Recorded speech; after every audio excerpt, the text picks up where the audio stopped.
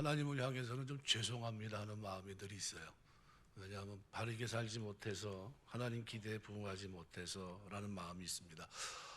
한 해를 돌아보면서 리트머스 시험지처럼 점검하는 시간입니다. 하나님이 나에게 주신 은혜가 차고 넘치는데 그 은혜에 대해서 나는 어떻게 반응하며 살고 있는가? 내가 하나님의 영광 위에 산다고 하면서 우리 구주 하나님의 교훈을 빛나게 하며 살고 있는지, 아니면 그 교훈이 잘못됐고 아무런 의미가 없다는 것을 증명하고 살고 있는지, 이것이 오늘 본문이 우리에게 던지고 있는 메시지입니다. 은혜는 우리를 하나님의 심판에서 구원해 미래를 위해 준비하게 할 뿐만 아니라 현재 우리의 삶을 빚어냅니다. 그 하나님의 구속은 성량 죄사함 받게 하고 자기 백성을 삼으심은 단순히 그냥 대충 끝나는 그런 삶이 아닙니다. 그래서 오늘 본문을 보시면 나타났다고 하는 단어가 11절, 13절에 기록이 되어 있습니다. 11절에 나타난 하나님의 은혜는 과거형이고요. 그리고 13절에 나타나고 있는 이 나타남은 미래형입니다. 우리는 그리스도의 다시 오심, 재림이라는 표현을 주로 쓰는데 사도 바울은 그렇게 쓰지 않고 나타나다라는 단어를 통해서 그리스도의 재림을 표현합니다. 그래서 그가 쓴 서신서나 디모데 전후서를 보면, 특별히 골로새 3장 4절에 보면 이렇게 표현합니다. 우리 생명이신 그리스도께서 나타나실 그때 너희도 그와 함께 영광 중에 나타나리라. 그죠? 은혜로 먼저 나타나신 하나님은 영광 중에 나타나실 겁니다. 그죠? 모든 것을 이루시고 멸류관을 쓰시기 위해서 오시는 거죠. 디모전서 6장 14절에도 이렇게 표현합니다. 우리 주 예수 그리스도께서 나타나실 때까지 흠도 없고 책망받을 것도 없이 이 명령을 지키라. 주님 나타나실 그때는 재림을 얘기합니다. 재림을 위해서 우리는 이 땅에서 흠도 없고 책망받을 것도 없이 말씀대로 살아가야 됩니다. 디모데후서 4장 8절은 이렇게 말씀합니다. 이제후로는 나를 위해 의의 멸류관이 예비되었으므로 주곧 의로우신 재판장이 그날에 내게 주실 것이며 내게만 아니라 주의 나타나심을, 주의 재림을 사모하는 모든 자에게도니라 그랬습니다. 그리스도의 다시 오심, 이것은 너무나도 중요한 주제입니다. 특별히 은혜를 받은 자에게 이 주제는 우리의 삶을 돌아보게 하는 주제입니다. 은혜는 우리를 하나님의 심판에서 구원해 미래를 위해 준비하게 할 뿐만 아니라 현재 삶을, 열매 맺는 삶을 살아가게 합니다. 우리의 행실은 두 번 나타남 속에 있습니다. 초림 예수의 나타남으로 인한, 은혜의 나타남으로 인한 우리의 삶, 그리고 다시 오실 영광 중에 소망이 되시는 주님의 나타남, 그 중간에 우리가 있습니다. 은혜의 나타남과 영광의 나타남, 그 둘 사이에서 우리는 성화의 삶을 살아가고 있습니다. 은혜와 영광은 특별히 1절부터 10절까지 말씀을 보면 우리가 이 땅에서 선한 일을 하는 자기 백성, 친백성의 삶을 사는 엔진과도 같습니다. 그래서 바울은 디도에게 이 두 가지 나타남을 기억하며 가르치라고 얘기합니다. 오늘 15절을 보면 너는 이것을 말하고 권면하고 모든 권위로 책망하여 누구에게서든지 업신여김을 받지 말라. 마땅히 해야 할 말을 하라는 겁니다. 이 진리를 사용해서 사람들을 권면하고 책망할 것을, 그리고 선한 삶을 살게 할 것을 말씀합니다. 은혜는 우리에게 임하게 되면 어떤 식으로 우리를 변화시키냐 하면요, 불경건과 세상적 정욕을 거부하게 만들고, 이것은 우리의 삶에 절제하는 부분이 이제 드디어 작동하기 시작합니다. 은혜는 우리의 정욕을 절제하고 다스리고, 그리고 우리의 삶을 다른 사람 관계 속에서 의롭고 공정하게 대할 수 있는 삶으로 나아가게 하고, 그 은혜는 우리로 하여금 이 땅에서 경건하게 하나님을 올바로 대하는 예배자가 되게 합니다. 그래서 오늘 본문은 세 가지, 절제와 의와 경건, 이 키워드를 우리에게 줍니다. 현재의 삶에, 내 삶에 이루어져야 될 행동입니다. 오늘 우리에게는 너무나도 복스러운 소망이 기록되어 있습니다. 복스러운 소망과 우리 크신 하나님의 구주 예수 그리스도의 영광이 나타나심을 기다리게 했다. 그런데 정관사가 하나만 딱 붙어 있습니다. 그럼 무슨 얘기죠? 두 가지가 아니라 하나에 초점을 맞춰야 된다는 겁니다. 어디에요? 복스러운 소망에. 그러니까 우리 하나님의 크신 영광의 나타나심을 기다리는 것이 뭡니까? 그게 복스러운 소망이라는 겁니다. 우리는 이 복스러운 소망을 가지고 있습니다. 어떻게 이 소망을 가지게 됐습니까? 오늘 본문 14절은 그가 우리를 대신하여 자신을 주심으로 이 일이 이루어졌습니다. 구원자 예수 그리스도를 통해서 이제는 내가 아니요 내 안에 그리스도께서 사시는 삶을 삽니다. 갈라디아서 2장 20절은 내가 그리스도와 함께 십자가에 못 박혔나니 그런즉 이제는 내가 사는 것이 아니요 오직 내 안에 그리스도께서 사시는 것이라. 이제 내가 육체 가운데 사는 것은 나를 사랑하사 나를 위해 자기 자신을 버리신 하나님의 아들을 믿는 믿음 안에서 사는 겁니다. 우리의 삶은 특정되어 있습니다. 믿음 안에서의 삶. 우리는 새로운 정체성이 세워졌는데 우리는 하나님의 자녀라는 거예요. 그래서 14절을 다시 보시면 우리를 속량하시고 우리를 깨끗하게 하사 선한 일을 열심히 하는 자기 백성이 되게 하셨다. 자기 백성이란 이 표현은 출애굽기 19장 5절 보면 세계가단에게 속하였나니 너희는 내 말을 잘 듣고 내 언약을 지키면 너희는 모든 민족 중에서 내 소유가 되겠고 그랬습니다. 우리가 거룩하게 사는 것은 하나님의 보배로운 소유가 되었고 하나님의 아들의 피로 삼바가 되었고 죄의 종로로 해서 해방되어서 하나님의 선하심을 세상에 보여주는 새 삶을 살아야 하기 때문입니다. 이것이 우리에게 주어진 현재예요. 복음을 우리에게 의로워지는 것은 하나님의 선물, 은혜라고 선포합니다. 아들 하나님이 대속하시고 성령에 새롭게 하셔서 아버지 하나님께서 우리가 누구인지 이것을 은혜로 내려주셨습니다. 그러나 이 은혜는 우리가 누구이기 때문에 무엇을 한다고 말합니다. 자기 백성을 만드셨는데 이 백성은 선한 일을 열심히 합니다.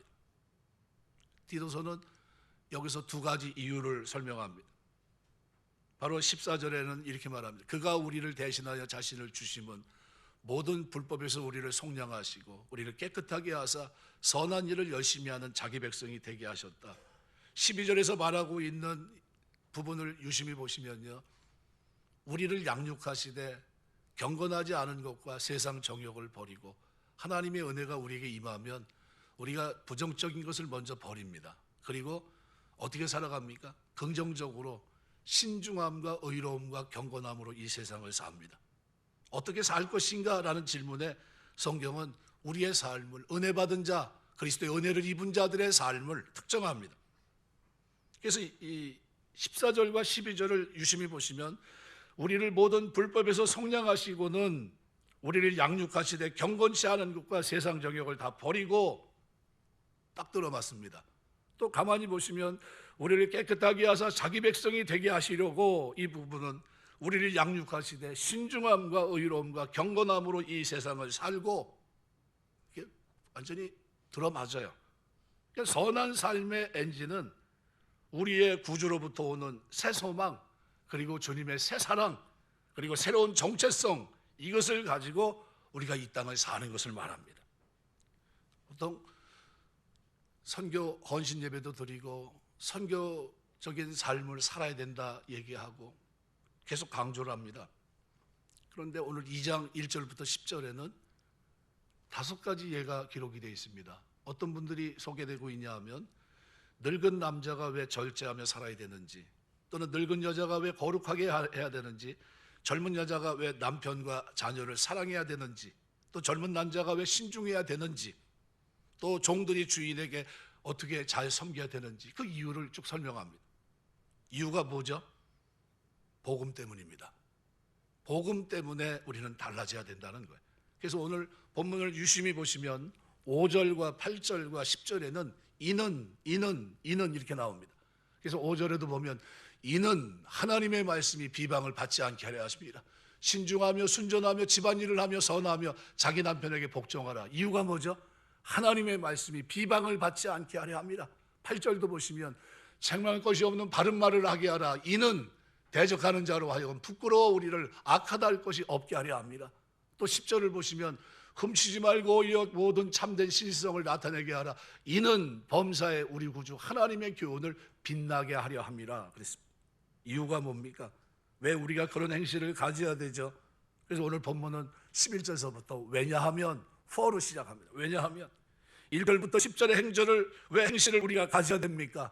왜 우리가 버릴 것은 버리고 신중함과 의로움과 경건함으로 이 땅을 살아야 됩니까? 왜 복스러운 소망을 가지고 이 땅을 살아야 됩니까? 한마디로 말하면 복음적인 삶을 왜 살아야 됩니까?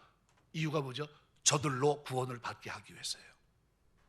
그러면 이것은 내 삶에 뭐와 같습니까? 리트머스 시험지와 똑같아요. 내가 어떻게 살아갔는지, 이것은 너무나 중요합니다. 기름과 등불을 준비하며 살아간 사람들을 보통 얘기합니다. 여러분, 어떤 사람이 기름과 등불을 준비한 사람이죠? 버릴 것 버리고, 그죠? 그 다음에 어떻게 해요? 신중함과 의로움과 경건으로 이 땅을 살고, 하나님 말씀이 어떻게 된 거죠? 그 교훈이 빛나게 하는 삶을 살아내는 거죠. 그리고 복스러운 소망을 가지고 하나님의 영광을 기다리며 이 땅을 살아가는 이 삶, 이것이 자기 백성들의 모습이라는 겁니다. 그들의 삶에 이런 모습이 녹아 있다는 겁니다. 그들이 하나님의 은혜를 나타남을 받아들였고, 그리고 그들이 그 속에서 이런 모습을 가지고 있다는 거예요. 그럼 우리 삶을 1년 동안 삶을 한번 가만히 들여다보세요. 제일 먼저 나는 버렸나? 버릴 거 버리고 살아가고 있는가? 하나님의 이 은혜가 나타나, 예수 그리스도 안에 구속의 은혜가 나타나 내가 하나님의 자녀가 됐는데, 헬라 표현에서 나타났다는 에피파이노라는 이 단어가 11절 맨 앞에 두고 강조하고 있습니다. 이 은혜가 드디어 나타났다는 거예요. 모든 사람을 구원하는 하나님의 능력이 드디어 나타났다는 겁니다. 이 은혜가 우리에게 임했고 모든 사람이 구원을 받을 수 있는 이 은혜가 드디어 나타났다는 겁니다.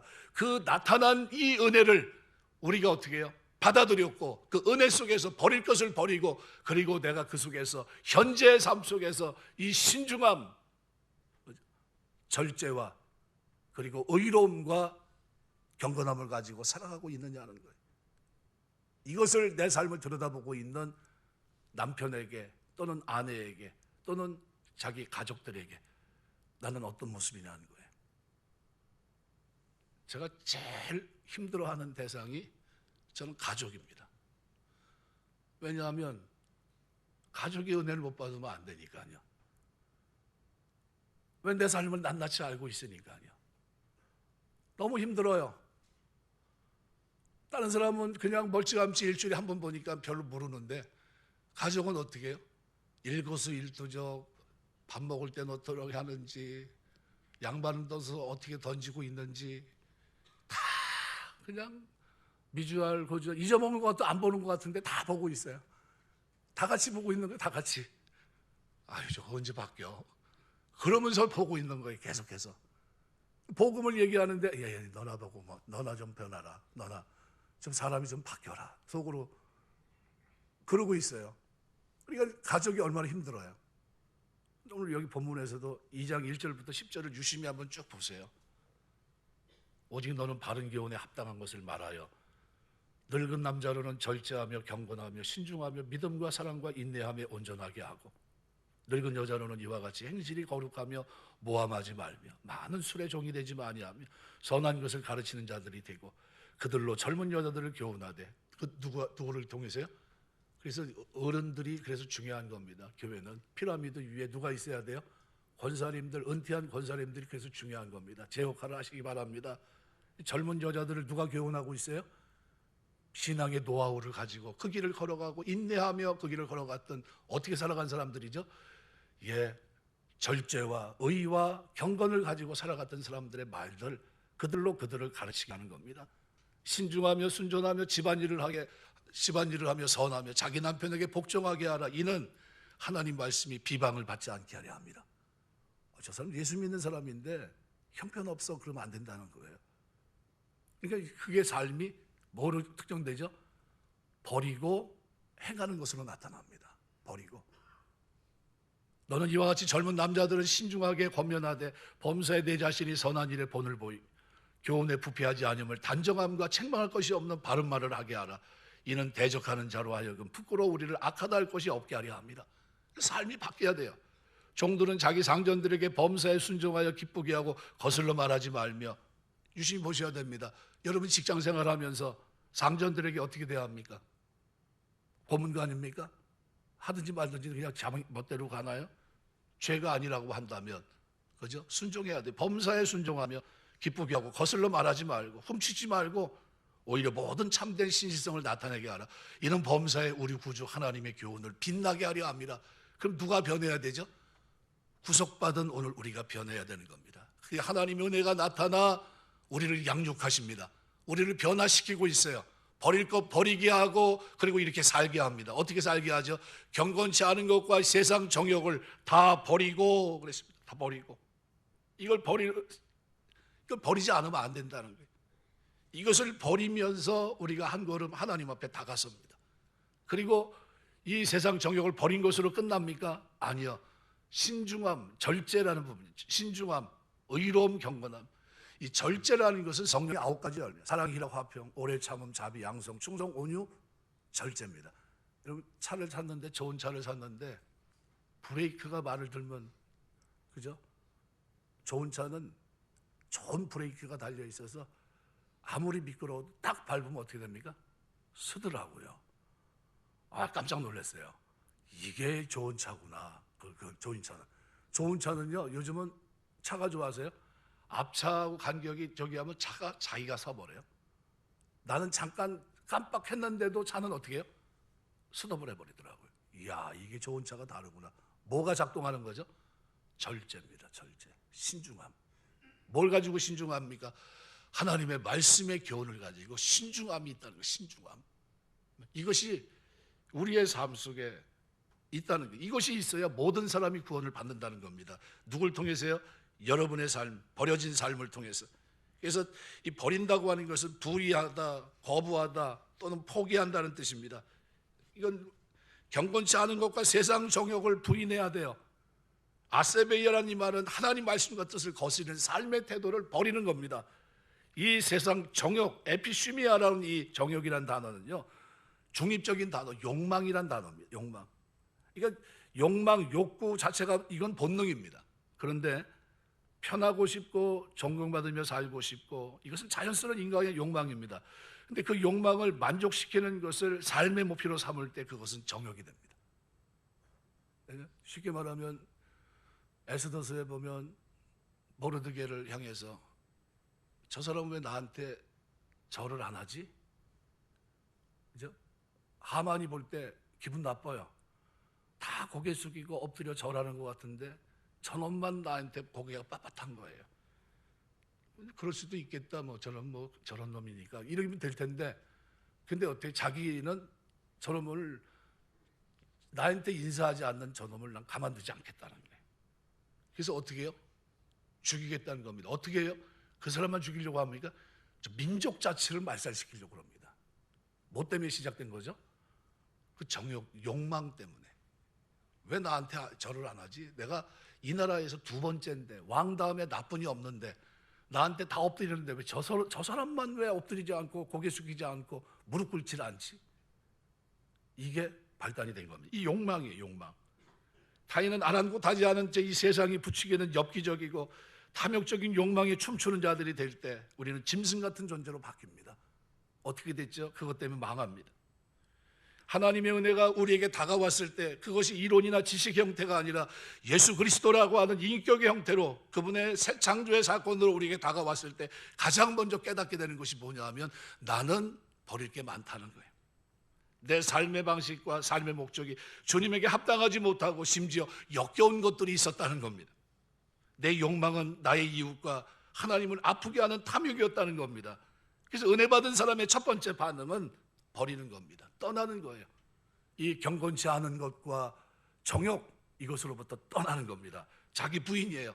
이것이 여러분에게 있게 되시길 주의 이름으로 축원합니다. 세상 가치관과 결배된 것이고 은혜는 경건치 않은 것과 이 세상 정욕으로 대변되는 폐역한 세대로부터 먼저 마음이 떠나는 거예요. 두 번째는 사는 겁니다. 은혜는 버리는 데서 그치지 않습니다. 하나님의 은혜가 나타나 우리를 어떻게 하신다고요? 양육한대. 양육하십니다. 양육한다는 이 단어가 파이디온과 관계된 겁니다. 어떤 교훈 이런 게 아주 가치 있는 이런 것들을 알게 하고 아이들이 들어서 깨달을 수 있는 이런 걸 얘기합니다. 디다스코라는 단어와는 좀 다른 격이 있는 그런 단어입니다. 이 단어를 쓰고 있어요. 그러니까 은혜는 세상 가치관을 떠난 사람이, 과거를 버린 사람이 이제는 새로운 삶을 살 수 있도록 만들어줍니다. 이전과는 달리 어떤 마음으로 이 땅을 살게 합니까? 신중함과 의로움과 경건함입니다. 바로 절제와 의와 경건이에요. 하나는 자신을 향한 태도고요, 그리고 하나는 이웃을 향한 태도고요, 하나는 하나님을 향한 태도예요. 이 태도가 깨어난다는 겁니다. 하나님 말씀이 내 속에서 살아 움직이기 시작해요. 세상을 살되 세상을 버린 그리스도인이 이 땅에 사는 동안 은혜는 세상 정욕을 버리고 그리고 신중함과 의로움과 경건함으로 이 세상을 살 수 있도록 도와줍니다. 금년 한 해 그렇게 사셨나요? 그렇게 살려고 몸부림치셨나요? 몸부림치셔야 됩니다. 왜요? 우리는 하나님의 것이기 때문입니다. 자기 백성이 하나님이 너는 내 거다 하나님이 인정하셨어요. 이 복스러운 소망을 가지고 있기 때문에 우리는 현재라는 이 삶이 너무나도 중요한 겁니다. 이단들은 뭐라고 얘기하냐면요, 한번 구원받았으면 끝났지, 우리는 밖에 그대로 있으면 천국 가는 거 아니냐고 얘기합니다. 그건 그 사람들 얘기고, 절대로 그 사람들은 천국에 못 옵니다. 왜요? 버리지도 못했을 뿐만 아니라 그들의 삶에 이 세 가지 모습이 결여되어 있습니다. 만약 정상적인 아이를 6년 동안 읽고 쓰는 것도 못하는 아이로 만들었다, 그러면 여러분 그 가르쳤던 선생님을 가지고 뭐라고 얘기할까요? 뭐 했냐고 그럴 겁니다. 아니 도대체 6년 동안 뭘 가르쳤냐고 얘기할 겁니다. 하나님이 은혜가 나타났어요. 은혜를 가지고 훈육을 합니다. 잘할 것 같아요? 못할 것 같아요? 하나님의 은혜가 나타나 우리를 훈육하면 기가 막히게 할 것 같지 않습니까? 그 지혜로, 그 지식으로. 그러니까 우리가 공부를 안 하고 순종하지 않는 책임을 은혜 선생님에게 돌릴 수 있을까요? 선생님이 잘못돼서, 훈육을 잘못해서 그렇게 얘기할 수 있을까요? 안 됩니다. 은혜는 우리를 아무것도 할 것이 없는 존재로 만들까요? 아니요. 은혜는 우리를 모든 것을 할 수 있는 존재로 만들어버립니다. 버릴 것을 버리고 세상 정욕을, 세상 정욕과 경건치 않은 것을 버리고 하나님 앞에 신중함과 의로움과 경건을 가지고 살 수 있도록 우리를 만드실 겁니다. 잘할 것 같아요? 못할 것 같아요? 잘하실 것 같지 않습니까? 그게 오늘 여러분의 현재 모습이에요. 여러분이 여기까지 온 것은 하나님의 성령께서 여러분들에게 그 일을 이루고 계신 겁니다. 은혜는 무조건 봐주기만 하지 않습니다. 은혜의 훈육에는 책망과 경고가 포함되어 있어요. 심판을 내리는 이 근거도 하나님의 은혜, 여기에 부응했느냐 부응하지 않았느냐 합니다. 그 은혜를 거절한 것에 대해서는 변명의 여지가 없어요. 왜요? 은혜의 교사인 성령은 우리 안에 내주하시면서 죄에 대해서, 의에 대해서, 심판에 대해서 정확하게 알게 하시고 버리게 하시고 새로운 삶을 살게 하시기 때문입니다. 그래서 은혜를 말하면서 그 사람이 과거와 단절하지 않고 현재 새로운 삶을 살지 않는다면 어떻게 된 거죠? 은혜를 망각한 겁니다. 그게 은혜를 망각한 거예요. 은혜를 헛되이 받지 않게 되시길 주의 이름으로 축원합니다. 은혜는 개념적 이해 대상이 아닙니다. 날마다 수용하고 경험되고 창조되도록 허용한 대상이에요. 은혜가 나를 훈육하고 있냐는 겁니다. 그 은혜가 나를 다스리고 있냐는 겁니다. 그 은혜 때문에 내 인생이 지금 바뀌고 있냐는 거예요. 내 삶에 이 절제가 있고 내 의로움이 있고 내 삶에 경건이 있냐는 거예요. 모양만이 아니라 능력이 있냐는 겁니다. 하나하나 새로워지지 않으면 안 됩니다. 이것이 은혜예요. 그리고 이 은혜는 기다리게 합니다. 오늘 13절에 보면 복스러운 소망과 우리의 크신 하나님 구주 예수 그리스도의 영광이 나타나심을 기다리게 한다. 기다리게 했다는 원래 이 분사구문인데 기다린다, 이게 감싸고 있습니다. 하나님의 은혜로 인한 과거와 결별되는 결단이고 참으로 성도의 욕망이 된 영광의 소망을 향한 기다림, 이것이 이 은혜가 나를 그렇게 만들어 간다는. 은혜가 뭘 기다립니까? 복스러운 소망이에요. 예수 그리스도의 영광이 나타나는 것, 이 두 가지를 얘기하고 있는데 여기 대상이 두 개인데 정관사는 하나입니다. 한 단어로 취급하라는 뜻이에요. 그럼 여기 나오는 접속사 카이, 그리고라는 이 표현은 설명을 나타내는 접속사입니다. 그러니까 한마디로 얘기한다면 예수 그리스도의 영광이 나타나는 것은 복스러운 소망이라는 거예요. 은혜는 우리가 이 세상에 소망을 두지 않고 예수 그리스도가 다시 오셔서 우리 앞에 영광으로 나타나실 날을 소망하게, 우리를 살아가게 그렇게 만들어준다는 겁니다. 바울은 그 소망을 오늘 본문에서는 복스러운 소망, 축복이 가득한 소망, 또는 진정한 행복을 맛볼 수 있는 소망이란 뜻으로 쓰고 있습니다. 이 디도서 1장에서 바울은 자신이 사도가 된 이유가 바로 이 영생의 소망 때문이라고 했어요. 영생의 소망. 이것이 그리스도 안에서 오늘 하나님의 은혜가 나타나면서 내 삶에서 과거와 현재와 미래가 분명한 모습으로 어떻게 확 드러나 있어요. 과거는 어떻게 됐죠? 버리고 자발적으로 이제 버리기 시작합니다. 뭐예요? 하나님의 의가 나에게 전가되면서 그 의를, 칭의의 의를 입고 나니까, 이 믿음으로 구원을 받고 나니까 과거의 더러웠던 모든 것들을 이제 버리게 됩니다. 현재는 어떻게 살죠? 성령이 내 안에 내주하시고 하나님 말씀을 들을 때마다 깨닫게 하시고 그 말씀이 생각나게 하시고 떠오르게 하시니까 이제 내 삶을 돌아보면서 어떻게 살아갑니까? 신중함과 의로움과 경건으로 이 땅을 살게 하고요. 그리고 미래는 뭐죠? 주의 나타나심을, 복스러운 소망을 기대하며 살게 합니다. 그럼 정상적인 사람이라면 이것이 제대로 작동돼야 돼요. 과거, 현재, 미래가 꿈틀꿈틀거려야 됩니다. 과거는 버렸고 현재는 살아내고 있고 미래는 소망하고 있고, 이것이 오늘 우리의 삶이 되시길 주의 이름으로 축원합니다. 우리는 그래서 두 번의 나타남 속에 있어요. 예수님의 초림과 그리고 재림의 나타남, 이 사이에 우리는 끼어 있어요. 그냥 가만히 있어도 되는 삶입니까? 아무것도 안 해도 되는 삶입니까? 아니면 역동적으로 움직여야 될 삶입니까? 후자입니다. 끊임없이 갱신해 나가야 돼요. 변화되고 깨어지고 날마다 회개하면서 우리가 하나님 앞에 하나님 백성으로 내가 제대로 살지 못하는 내 삶을 보면서, 하나님 내가 이런 모습으로 주님 앞에 설 수 있습니까? 내가 영광의 소망을 가지고 산다고 하면서 내 현재가, 과거가 이러면서 이 모습으로 그대로 있다면 어떻게 해야 돼요? 정리하셔야 돼요. 연말이 돼서 좋은 말하고 위로하는 말하고 칭찬하고 복스러운 소망 이런 얘기하면 참 좋을 텐데, 연말이 돼서 리트머스 시험지 딱 갖다 대고 한번 보자는 거예요. 제가 온전하다고 제가 얘기하는 게 아니라요, 저도 제 삶을 돌아보면서 이 말씀을 묵상하면서, 하나님, 저 여전히 하나님의 은혜가 저에게 임했지만 제가 주님 앞에 드리는 것은 부족한 뿐이 없습니다. 그런데 주님 앞에 서 있는 거예요. 지금 여러분도 그 자리에 지금 세워놓고 있습니다. 왜 세웠냐면요, 오늘 15절에 이렇게 말합니다. 너는 이것을 말하고 권면하여 모든 권위로 책망하라. 디도에게 바울은 이것을 권면하고 있습니다.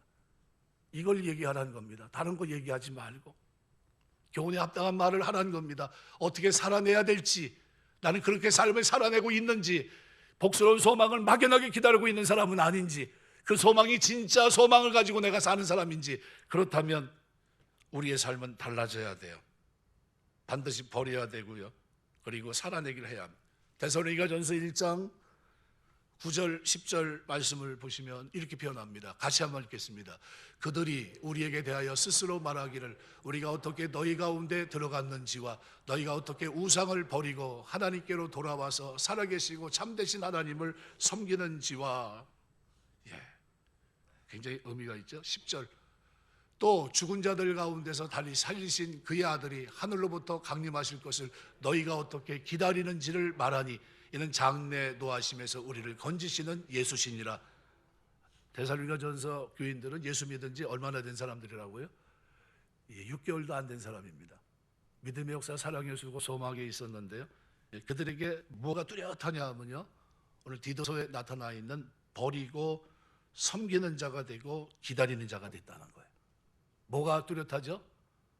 과거와 현재가 뚜렷해요. 과거는 뭘 버린 거죠? 너희가 우상을 버리고 하나님께로 돌아와 살아계시고 참되신 하나님을 섬기는 것과, 어떻게 섬기죠? 절제와 의로움과 경건함으로 섬기는 겁니다. 이게 성화예요.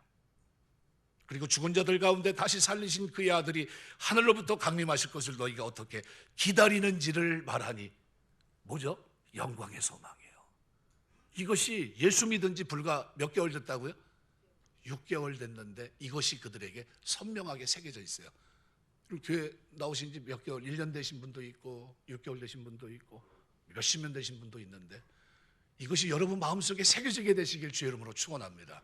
그러니까 내가 예수를 믿으면, 그죠? 제일 잘해야 될 게 뭐죠? 버리고, 그 다음에 살고, 그 다음에 어떻게? 기다리고. 따라서 버리고, 살고, 기다리고.